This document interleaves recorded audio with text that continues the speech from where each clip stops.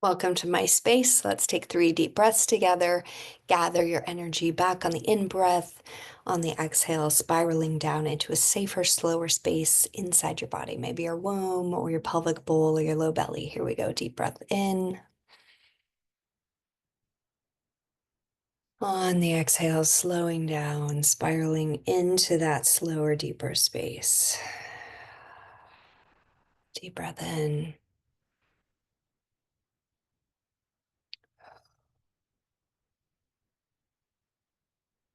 Deep breath in.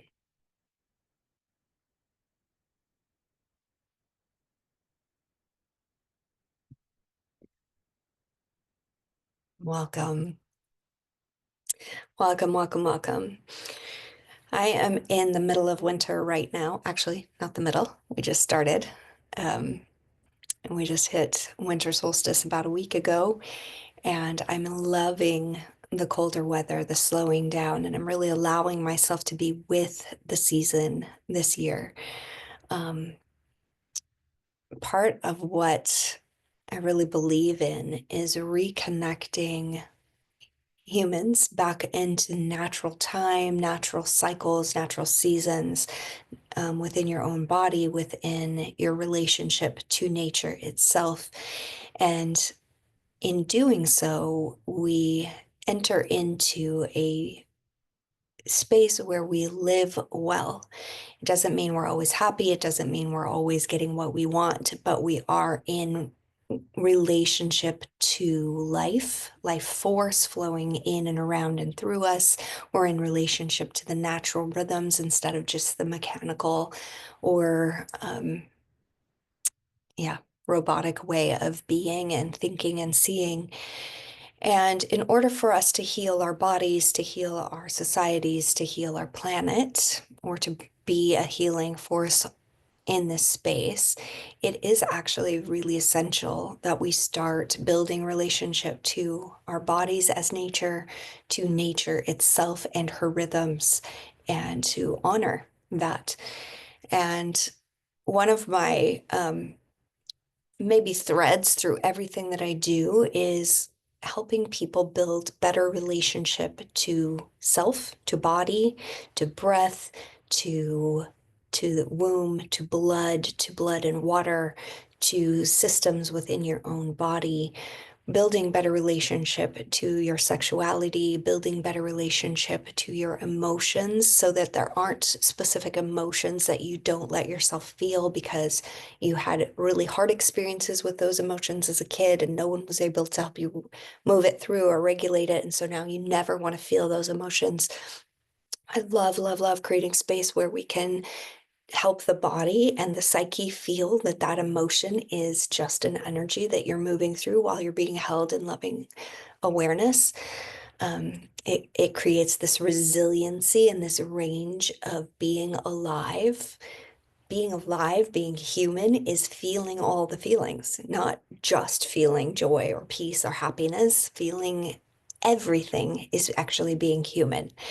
So building better relationship to emotion, building better relationship to sensation. There's lots of sensations that we label inside of our minds as bad or wrong or painful. And if we're being held in loving awareness, whether that's in a very conscious, um, tender body work session, and by tender, I just mean like real loving awareness so that your nervous system can slow down rather than being still in fight, flight, or freeze. Whether we're creating space in a body work session or in a coaching session where I am helping to hold this space where I'm noticing which sensations you shy away from, which emotions you don't like feeling, and then we gently, gently, at the speed of safety, create spaces where I'm holding, whether that's on the table or just in conversation, this real safe, loving awareness for you to feel some of these sensations or some of these emotions for the first time in a safe space. And then your body and your psyche start realizing, oh, wait, I don't have to push that sensation away. I don't have to push that emotion away anymore. I can actually feel resourced and allow that specific energy, that specific emotion to move through me. Part of the reason we don't allow that is that we've tied that emotion or that sensation to specific trauma stories or difficult stories. If you don't like the word trauma, we tie these sensations and emotions to a specific story. So, one of the things that I'm doing with my clients is I'm helping to really gently untangle stories from emotion and stories from sensation. So, you can feel just the pure emotion or just the pure sensation without the story on top of it creating extra anxiety or extra fear or extra pain or extra whatever that story adds to the pure sensation or the pure emotion. So that's actually for me a very fun process. I've also been on the other side of that where I am doing my own untangling with a loving practitioner or um, in a bodywork session, and it is a little bit of work. But once you really start feeling like, oh, there's no emotion I can't feel. I can feel through shame. I can feel through embarrassment. I can feel through rejection. I can feel through anger. I can feel through all of these emotions. I can feel through joy. I mean, how many of us really resist joy or resist positive emotions because we also don't know, how many of us don't know how to stay with an orgasmic experience for long periods of time because we don't know how to hold pleasure inside of our bodies. So it's not just the difficult emotions, it's also the pleasurable emotions we don't have capacity for. And so in my space and my coaching space or my bodywork space, on all my sessions, I'm creating this place where in our dialogue, in the body work, I'm tracking different emotions, different sensations. You're helping to track it within yourself so that you're becoming really connected body, mind, spirit, and feeling safe to hold yourself through any emotion, through any sensation, through any experience that you might be having, because you have access to your awareness, your loving awareness, or your I am, or your divine essence. And then you're holding these experiences that you might be having with more resiliency, with more resource, with more love. And you start regulating your own system. And it's actually a super fun way to start living more fully your real life by building relationship, better relationship to all these different sensations and emotions. So that's one thing I really, really love doing. And then once you've built better relationship to emotion and better relationship to sensation and better relationship to your body, then you can start feeling like life force is flowing through you more fluidly, and synchronicities start to happen. You start feeling like you're accessing your truth a little bit better because now you're not just using all your energy to keep yourself from feeling different emotions or different sensations, or different storylines that keep kind of looping in your life. So it kind of goes back to me philosophically to the idea of I am not my thoughts, I am not my sensations, I am not my emotions, I am not my stories, I am not my past experiences, I'm not even my present experience internally. I am, I am. There is a divine essence, and I am an observer self. And as soon as I can say, I notice a sensation, I notice a thought, I notice a different storyline that I'm addicted to that's going on, I notice a habit energy, I notice an emotion. As soon as I can say, I notice, I've now created a little bit of distance between I, my true self, and the experience that I'm having. And this is not to shut down the experience or the sensation or the emotion or whatever is happening. It's simply to observe it. And observation, noticing is the magic. And if you've worked with me at all, you know that that is one of my favorite phrases. If I can notice often enough and hold what I'm noticing in a loving awareness. So I'm not noticing and then going after it to change it. I'm not fixing it. I am noticing it and holding it in loving awareness. If you can do this over and over and over with the different parts of you that you start noticing, the different sensations, the different experiences, the different habit energies, the different thought patterns that loop in your brain, if you can say, oh, I notice I notice that sensation. I'm holding it in loving awareness. Take a few breaths into that space. You might actually feel it a little more intensely because now you've actually allowed yourself to feel the thing, or you've actually allowed yourself to drop into the sensation rather than keep yourself at a distance by just thinking about it or pushing it away or whatever you're doing with that. So, living your real life, living well, living your true human, divine, integrated self is about allowing all things to be. So, our culture wants pretty, our culture wants productive, our culture wants enlightened, and that in its own way means ascending into this beautiful, glorious, perfect space. And if you slow down at all and notice what is real in a present moment, it's all the things. It's ugly, it's hard, it's beautiful, it's glorious, it's fleeting. Everything's changing and passing. Seasons continue to move, flowers bloom and fade, trees blossom and then lose their leaves. Your life changes, your body changes, your cycles change, your breath changes, your relationships change, everything changes, everything will die and be reborn. So, to live a true, connected life, to live well,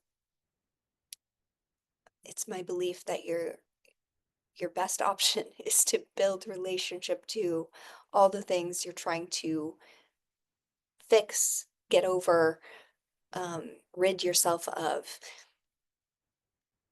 and to simply bring loving awareness to those parts of you and that are just needing some attention, needing some love. They don't need to be fixed. They don't need to be punished. They don't need to be, these parts of you don't need to be punished. You don't need to be punished in order to get it to change. What if bringing loving awareness to the moment, to the sensation, to the pattern, to the habit actually was the thing that allowed change to happen? And that is what I believe. So it's how I work with people. It's how I work with my own stories, with my own patterns, with my own emotions, my own sensations. And um, it's completely changed the way that I live. And I wouldn't say that my life is happier. I have a lot more um, days where I let myself just feel sad. And for most of my life, I pushed that sadness away. And I worked really hard to stay up and really hard to be positive and really hard to be sunshiny. I worked hard at that while stuffing grief and anger and fear. And then it would burst out and I would explode all over everyone. And I do have a pretty gigantic trauma story. So, maybe somebody who has less trauma in their history or less pain in their history isn't working so hard to keep all of that down and then explode. Everybody has their own ways of dealing with life and their own stories and all of that. But with mine, because I didn't know how to be with emotion, and there was lots of parts of being human that I hated. I wished to be God. I wished to be perfect. Um, I missed a lot of life. And so now that I'm holding things in loving awareness, now that I'm allowing sensation, I'm allowing emotion, I'm allowing myself to see the habit energies and the stories that run the show that keep me in suffering. Um, my life is a less put together, but it's more real. And I feel very alive. I feel very present. I feel very connected to my present moments. And, you know, I don't, I don't, um, I don't judge people for not wanting to be more alive in their present moments. The present moment isn't always easy. The present moment isn't always happy. The present moment isn't always fun. And so, if you are addicted to needing things to be easy or fun or pretty or happy, then you will not want to do the things that I'm suggesting building relationship to emotion, to sensation, to storylines, to your true self down here in the center. Um, Overall, I love supporting. I would say if I was going to label myself at all in anything, it would be I'm a relationship coach, but I don't mean like a relationship coach in terms of you and another person. I am a relationship coach in that I am constantly supporting people in building better relationships to their body, to their emotions, to their sensations, to their own rhythms, to their bleed, to their breath, to the world around them, to the natural rhythms of seasons and cycles and moon and eclipses and all these beautiful cycles that we can naturally attune ourselves to in order to live our lives more fully and more beautifully, actually. So may you live well. And right now it's like a few days before 2025. I like the tarot and I like astrology and I play in those for myself. I don't bring that into my sessions unless you are into that. But this next year, 2025, in the tarot is the Hermit. Last year was Strength. This year it's the Hermit. And I love that because there's a lot of shift happening in the astrological realms. All the outer planets are um, shifting into new placements. And if you like that sort of thing, it means that the energies that we have been living under for long periods of time, the outer planets are longer cycles, and all of them are shifting into new signs. So that means that there's a lot of shifting energies for the planet to play with. And I love knowing that the year is set aside as the hermit to go internal, to build better relationship to self, to breath, to body, to cycles, to rhythms, to blood, to your blood cycles, to breath, to the external cycles that are shifting as well, so that you can live well, not so that you can live happy or all the things that humans in our culture want more than anything, but to live well. And yeah, so there's a lot of change coming. And if you need support through the changes that are coming, whether that's personal changes or collective changes, societal changes, I love supporting people in building better relationship to themselves so they can live well, better relationship to the earth, to the elements, so that they can live in harmony with the cycles and seasons as they shift, then please contact me. I love, love, love the work that I do. I love my clients. I love um,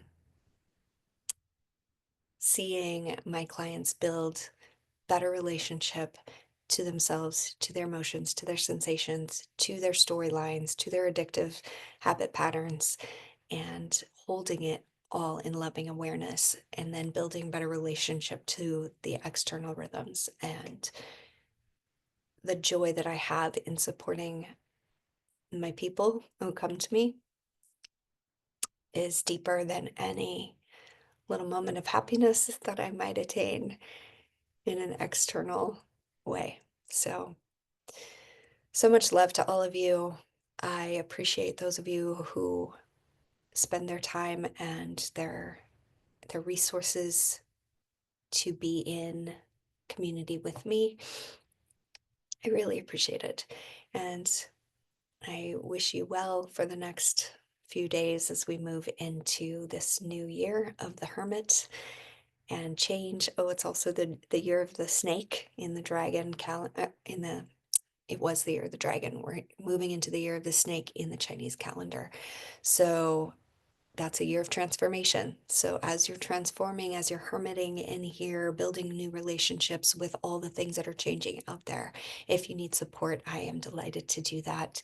And If you don't, just take it upon yourself to start building better relationship to your body, to your breath, to your bleed, to the rhythms of the moon, to the rhythms of your connection to the seasons, to the rhythms of the planets. It's actually really fun.